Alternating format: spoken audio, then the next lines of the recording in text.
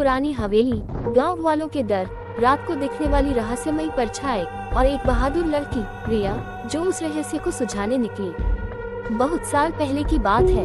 एक गांव था शांतिनगर।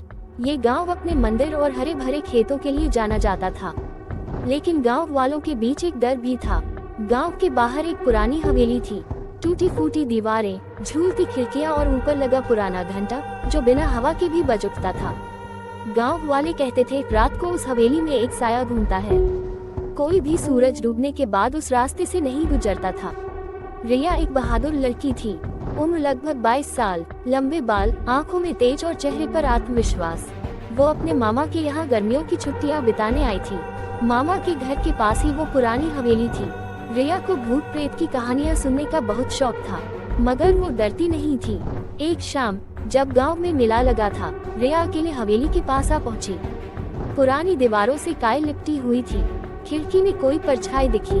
रिया ने देखा, अंदर एक लालटेन जल रही थी। कौन है वहाँ? रिया ने आवाज दी, लेकिन कोई जवाब नहीं आया। रिया ने साहस किया और टूटा हुआ दरवाजा धक्का देकर खोल दिया। खड़ खड़ खड़ दरवाजे की आवाज पूरे सन्नाटे में गूंज उठी। अंदर चारों तरफ धूल, जाले और दीवारों पर पुराने चित्र।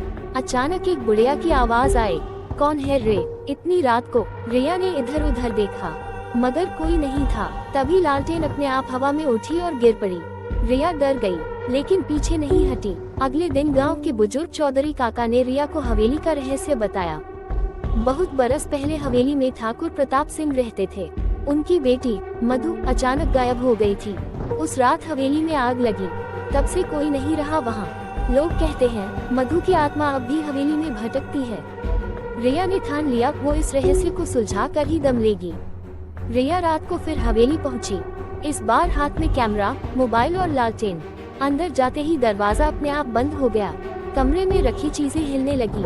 एक दर्पण पर लिखा था बच के रहो। तभी एक परछाई उसके पीछे से गुजरी। रिया ने देखा, एक सफेद साड़ी पहने लड़की खिड़की के पास खड़ी थी। उसे देखकर रिया ने पूछा, तुम कौन हो? लड़की ने धीरे से कहा, मुझे मुक्त करो। भूतिया लड़की ने बताया कि वो मधु है।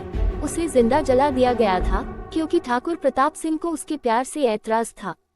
तब से उसकी आत्मा बदला लेने हवेली में भटक रही है। जिस रात मेरी हत्या हुई थी, उस संदूक में मेरा हार है। उसे मंदिर में चढ़ा दो, तभी मुझे मुक्ति मिलेगी। रिया ने वो संदूक ढूंढा, मंजिल तक पहुंचने में जालों, परछाइयों और डरावनी आवाजों का सामना किया। अंत में एक कमरे में पुराना संदूक मिला। खोलने पर उसमें सोने का हार और एक पत्र था। पत्र में लिखा था, मधु मुझे माफ कर देना। रिया ने हार मंदिर में चढ़ाया।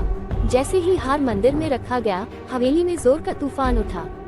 अचानक हवेली की खिड़कियां बंद हो गईं और हवेली से एक रोशनी आसमान की ओर उठी।